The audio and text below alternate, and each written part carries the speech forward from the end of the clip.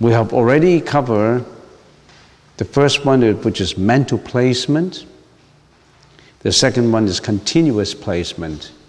So placement of the mind, where do you place your mind to? And third is patch placement. The patch placement is the correcting placement, close placement. And then we also have finished taming.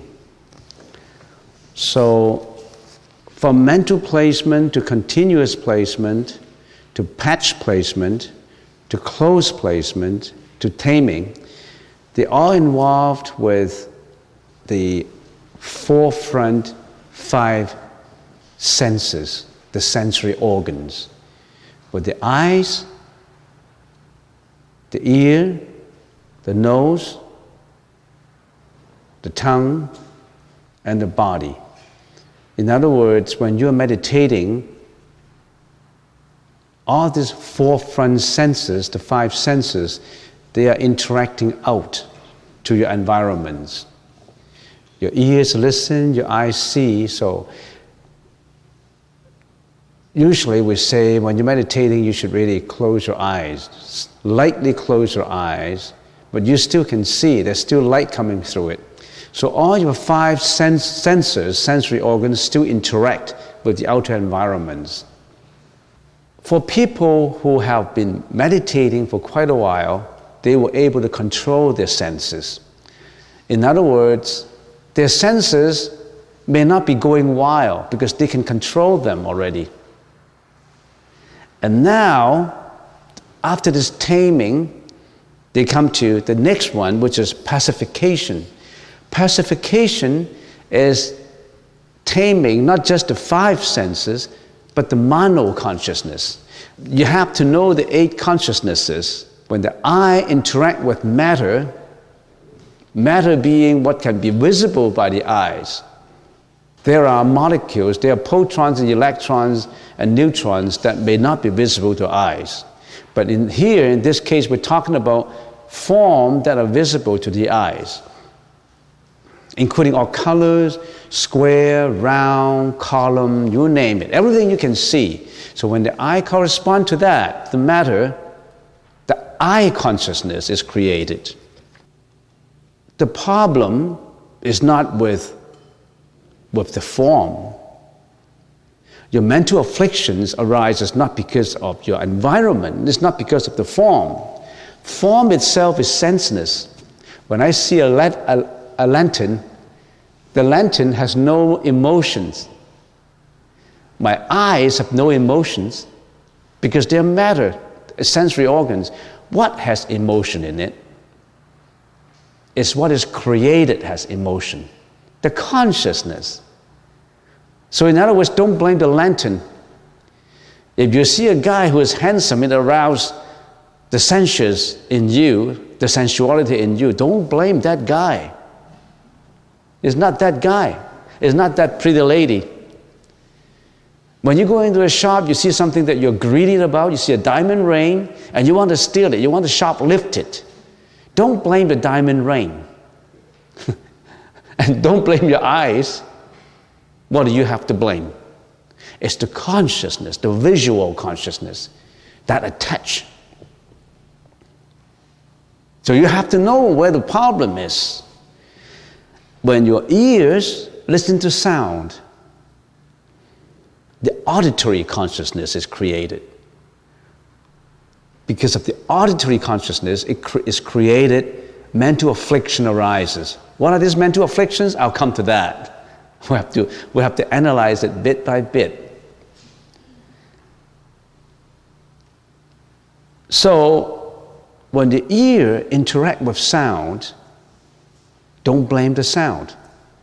So in other words, if Lee says, Venerable, you're unreasonable, you're crazy, you're not right, you are perverted. If that sound is produced and I hear it, that sound should not be blameworthy, because that sound has no emotion. But usually we attach to that sound. It's not the sound, it's not the words of criticism. It's the consciousness that's created, the auditory consciousness that's created, that instigate my emotion. So I don't blame the sound. So when Sonny is attached to the computer game, don't throw his computer into the fire. Nothing to do. The mistake is not with the computer itself. It's Sonny's habit. People like to blame on things. They smash things. They when they're angry, they smash things. But those things, they're not blameworthy. So you've done the wrong thing. If you want to smash your consciousness. Can you smash your consciousness? How can consciousness be smashed? But they can be controlled. But you've done the wrong thing. You don't control your consciousness. You destroy the things. Or you destroy yourself. Or you destroy Sonny. You should educate Sonny. You should tell Sonny to control himself. What happened with depression? What happened with manic depressive thinking? Nothing to do with environments.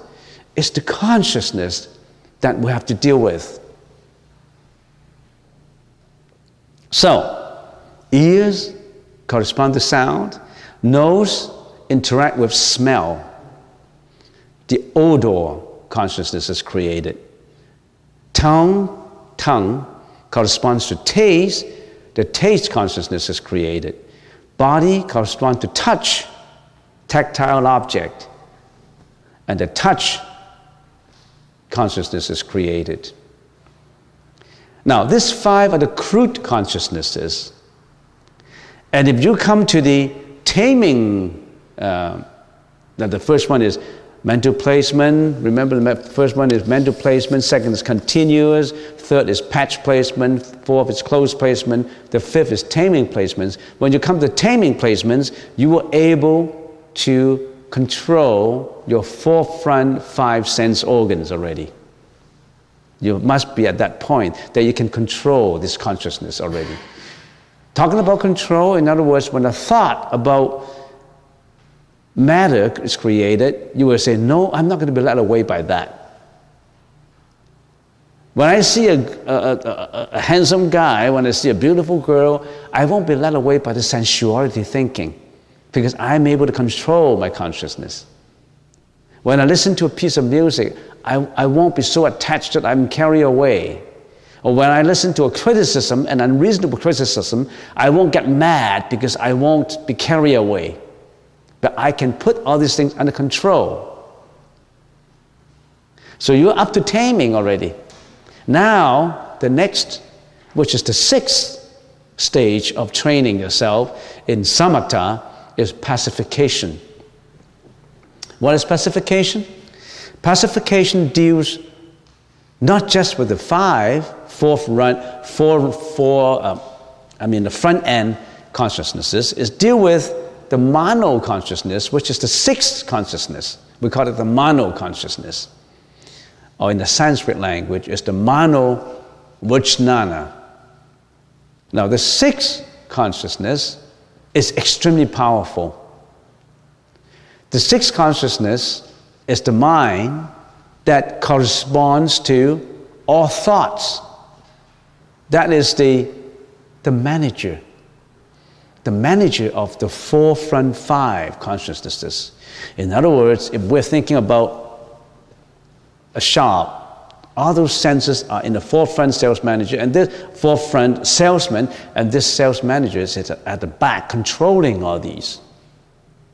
And this manager, the sixth consciousness in your mind, with being the manager, is extremely active, extremely powerful. He has accessibility to all files, to all information of the past, information of the present, and he can also project into the future.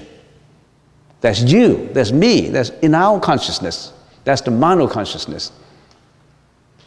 You see how powerful?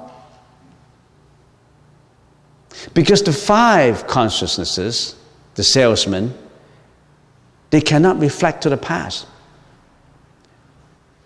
Only the manager can. So what happened?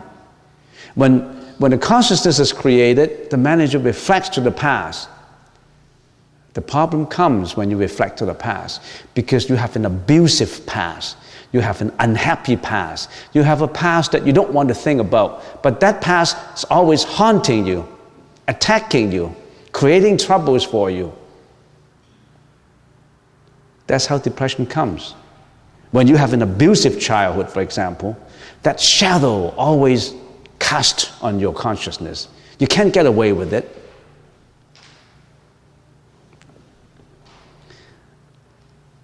And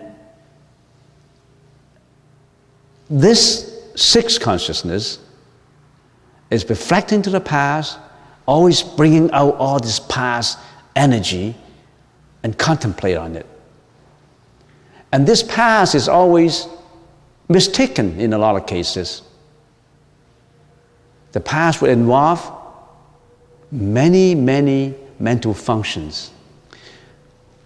When the sixth consciousness is interacting with all these thoughts, that is 51 accomplices that work with it. In other words, he has 51 files in the cabinets that he's going to check into. What are these 51 files? You need to know them. If you don't even know your mind, how do you understand yourself? If you don't even know your mind, how do you enlighten yourself? The Buddha is all fully enlightened because he knows exactly what happened in his own mind, and he's the master of his own mind. We are not. We are the slaves of our own mind. That's why we're committing errors. They're one of these 51 files that the manager is always checking into. Let's deal with them. I'm going to talk more and more in detail. As I said, Buddhism is so profound and so resourceful that you can spend years into it. But if you can master the main concept, it's within your grasp. So let's talk about the 51 consciousnesses. The 51 mental functions. In the 51 mental functions, I really should be, in the future, maybe I should really give you all these notes that you can remember. There are 5 general mental functions. I'm not going to talk about today, the 5 general functions. In other words, when the consciousness is created, there are 5 mental functions that is created at the same time. One of it is, for example, is attention. In other words, when all the salesmen and the manager is working, if they are working with attention, they can only function if they work with attention. If they don't work with attention, then they don't function well. When the customer comes in, the salesmen don't care, and the general manager is taking this coffee as if this customer is dead. It's no customer. So when the customer comes in, all the salesmen go up and say, "What can I do for you?" and all those, then you start the deal. So we talk about the 5 general mental functions, and we'll talk about that later. And there's also 5 special mental functions. And there's 11 virtuous mental functions, or good mental functions. There's 26 non-virtuous mental functions, which are evil mental functions. And there are 4 indeterminate mental functions. Indeterminate meaning sometimes it's good, sometimes it's bad, sometimes it's both good and bad. So 4 indeterminate ones. So we're only talking about, let's take 2 classifications. Let's take 2 categories out and talk about it today, if we can. Remember, when your consciousness is created, there's 51 mental functions that are accomplishes, that are accompanying that your consciousness to help you to perform your volition, to perform your action, to perform your speech, to perform your thinking. And out of it, 11 of it is virtuous, and 26 of them are non-virtuous. Now what does that tell us? In other words, there are 26 bad mental functions that are accomplishes to you, helping you to do bad deeds. And there are only 11 of them helping you to do good deeds. Let's understand the problems first. It's easy to understand our friends, because our friends are always good to us. The 11 virtuous mental functions are always helping us to achieve good things, to do good things. But there are 26 that are actually our enemies, but we treat them as friends. That's been our problems. That pull us down. That make us mentally sick. I'm not a psychologist, I'm only a monk. But I'm telling you, the Buddha's teaching is very deep, very profound. It analyzes into every detail that most of it I don't find even in some psychology books I read. But you really have to understand more about it in order to find out. Because how can you meditate if you don't understand all these things? Some people always, after meditating here for maybe half a year, they always say, okay, concentrating on the nose, yes, breathe in and breathe out, and after 5 months they say, where do I go from here? All the time I'm meditating on my nose tip, that's samatha. How about vipassana? What's the difference between samatha and vipassana? Where do I go here? I usually keep silent. I don't say anything. Because in my mind I know you haven't even done your homework. You've come home, but you haven't finished your homework. Let's just finish your homework first. There's a lot more to do. And most people, I'm sidetracking right now. I'm talking about samatha and vipassana. Most people ask, what's the difference between samatha and vipassana? Samatha being concentration, meditation, and vipassana being insightful meditation. Some people say, what's the difference between them? Every time when I come here, you say, concentrate on your nose tip, breathe in and breathe out, and that is concentration only. How about vipassana? Are they different? Are they the same? The Buddha said they are the same. At the same time, they are different.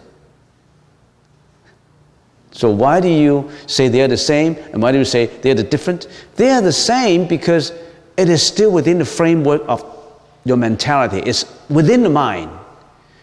It does not matter samatha or vipassana, it is still within the framework of the mind. It's the same. It's from the same mind, right? It's your mind, our mind. How can you say they're different? Because they are from the same mental framework. They're from the same mind. But they are different at the same time. How come they're different? Because samatha is without discrimination, just concentration. In other words, I'm practicing my anapanasati, breath in and breath out. That's my object of concentration, nothing else. I'm not analyzing my object. I'm not investigating my object. I'm not doing any insightful thinking about my object. I'm just creating this object of attention, and I concentrate onto it. How does that help me? That helps me to concentrate first. In other words, the Buddha said that helps you to come home. To come home first, to do your homework. Because if you don't come home, how can you do your homework? You come home first because our minds have been wandering all over the place for many, many generations, for many, many years, for many, many life cycles. We have been going out, we've been being led away, we're attaching to outside environments. Now you got to come home. So it's without analysis, without investigation, without insightful thinking, you just create that object of mind to increase the concentration. In other words, our mind is like a monkey. It's been going all over the place, Sometimes to greediness, sometimes to depression, sometimes to abusive behavior, sometimes to jealousy, sometimes to hatred, sometimes to fear, to disappointment, to envy, to concealment, to fraudulence, to negligence. What else? What else can human do? We've been led to do all those. This monkey has been doing all those for years, for many, many life cycles. And now the Buddha said, put the monkey on a leash and bring it back first. That's samatha. If you don't put the monkey on a leash, it always goes out. So you leash it back first.